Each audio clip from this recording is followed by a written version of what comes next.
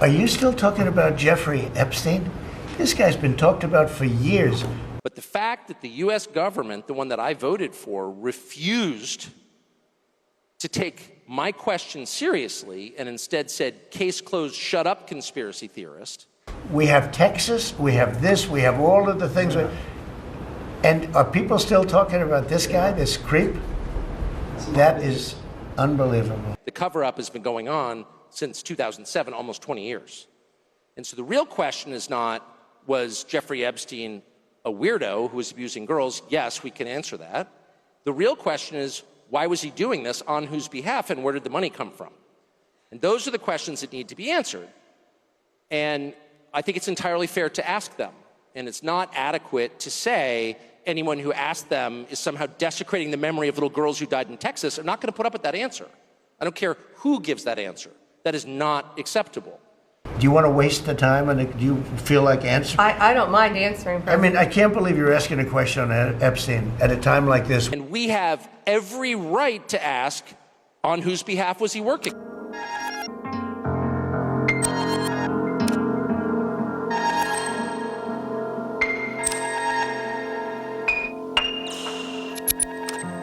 Ex-Fox News host and conservative commentator Tucker Carlson broke ranks with U.S. President Donald Trump in a rare public rebuke.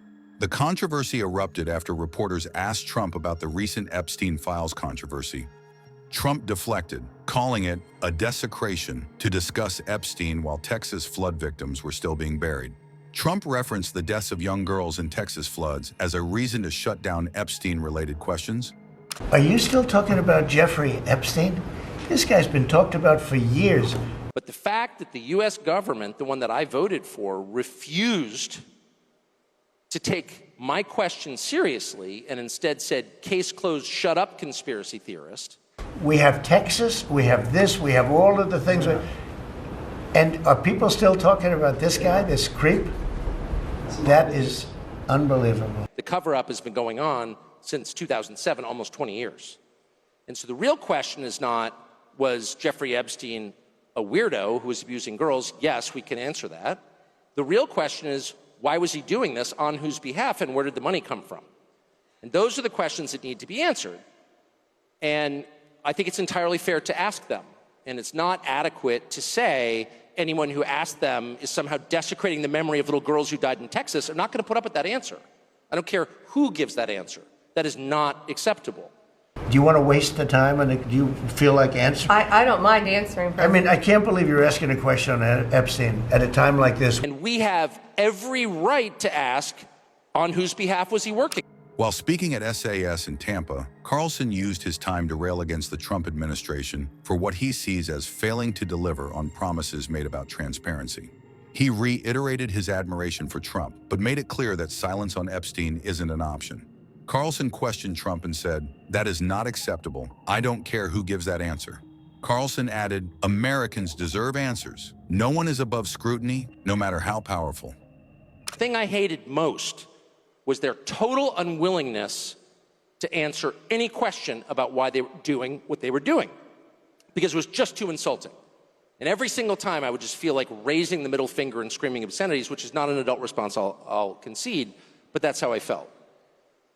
And I think that's really at the heart of why the Epstein thing is so distressing. I mean, the guy was some weird sex freak who was abusing girls. We knew that.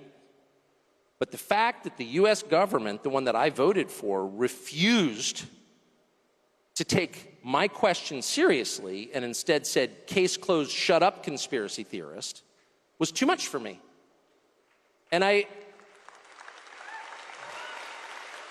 don't think the rest of us should be satisfied with that. And by the way, let me just say really quickly, because I was so mad about it that I think I found out part of what's going on. I think we are going to find out more. And I think the truth, for whatever it's worth, in case you're interested, is that the DOJ didn't release lots of incriminating sex videos with Epstein and his billionaire pals because they don't have them. They don't have them because when the original search warrant was served 2007, I think, possibly 2006, I think 7, it was basically designed to protect Epstein. The search warrant was written in such a way to make sure that the feds never got their hands on the actually incriminating evidence. It's another way of saying the cover-up has been going on since 2007, almost 20 years. And so the real question is not, was Jeffrey Epstein a weirdo who was abusing girls? Yes, we can answer that. The real question is, why was he doing this, on whose behalf, and where did the money come from? And those are the questions that need to be answered. And I think it's entirely fair to ask them. And it's not adequate to say anyone who asked them is somehow desecrating the memory of little girls who died in Texas. I'm not going to put up with that answer. I don't care who gives that answer. That is not acceptable. And I think the real answer is Jeffrey Epstein was working on behalf of intel services, probably not American. And we have every right to ask, on whose behalf was he working? How does a guy go from being a math teacher at the Dalton School in the late 70s with no college degree to having multiple airplanes, a private island, and the largest residential house in Manhattan? Where did all the money come from? And no one has ever gotten to the bottom of that because no one has ever tried. And moreover, it's extremely obvious to anyone who watches that this guy had direct connections to a foreign government. Now, no one's allowed to say that that foreign government is Israel because we have been somehow cowed into thinking that that's naughty. There is nothing wrong with saying that. There is nothing hateful about saying that. There's nothing anti-Semitic about saying that. There's nothing even anti-Israel about saying that. I've spent my entire life pretty much in Washington, where I knew and loved a number of people, including one very close person who worked at CIA. That has never prohibited me from saying, I think the CIA has done some horrible things, murdered a bunch of people, participated in the murder of a sitting US president. It's got a whole trail of crimes. That doesn't make me a disloyal American. It doesn't make me anti-American in any sense. I was born here. My family's been here for hundreds of years. I love this country. That's why I live here. So criticizing the behavior of a government agency does not make you a hater. It makes you a free person. It makes you a citizen. You're allowed to do that because you're not a slave. You're a citizen. And you have a right to expect that your government will not act against your interests, and you have a right to demand that foreign governments not be allowed to act against your interest. That's not creepy. It shouldn't be forbidden. And yet all of us have trained ourselves to believe that you can't say that somehow, that that's like too naughty and forbidden. And the effect of making that off limits has been to create a lot of resentment, and I'll say it, hate online, where people feel like they can't just say, like, what the hell is this? You have the former Israeli prime minister living in your house. You have had all this contact with the foreign government. Were you working on behalf of Mossad? Were you running a blackmail operation on behalf of foreign government? By the way, every single person in Washington, D.C. thinks that. I've never met anyone who doesn't think that. I don't know any of them that hate Israel, but no one feels they can say that. Why? And I think the longer that we play along with it, the more subterranean and creepy and hateful the conversation actually becomes. So I think it's better just to say it right out loud. Did this happen? And of course, that question has been asked to the government of Israel, and their answer is, we're not going to tell you. And I think our answer should be, no. As long as we're sending you money, if you were committing crimes on our soil, we have an absolute right to know, did you do this or not? And yet everybody has been so brainwashed into thinking that's somehow an expression of hate or bigotry, when it's not.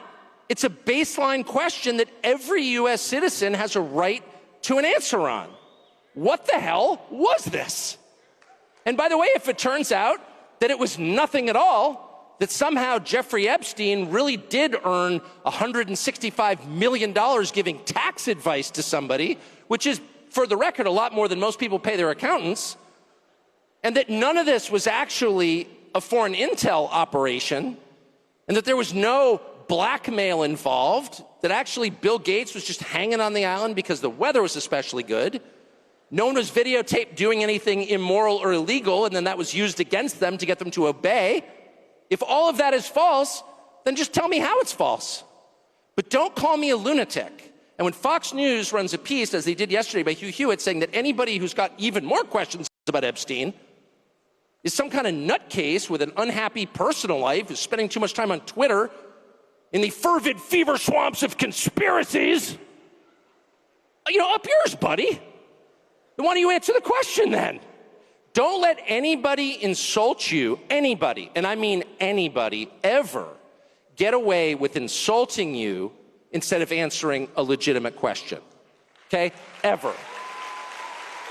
And by the way, you will hear certain people say, well, you know, that means you hate the person. No, it doesn't.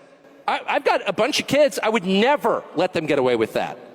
If I caught one of my kids, you know, smoking weed in the bathroom at my house, and I was like, are you smoking weed in the bathroom? Shut up, racist. You hate me. No, you're my child. I don't hate you. Answer the freaking question. Were you smoking weed in the bathroom or not? I'm not the criminal here. You seem to be. So I just think it's really important to get into that headspace. And even now, when people talk about this topic, I can promise you, since I spent all day on the phone yesterday on this topic, with informed people, they're like whispering certain words. And I'm like, why are we whispering? Why should I be ashamed as an American about wanting to know what the hell that just was? Why should I be embarrassed? The moment highlights a potential rift inside the conservative movement over transparency and loyalty. Carlson's stand may force President Trump and his administration to address the Epstein case head-on.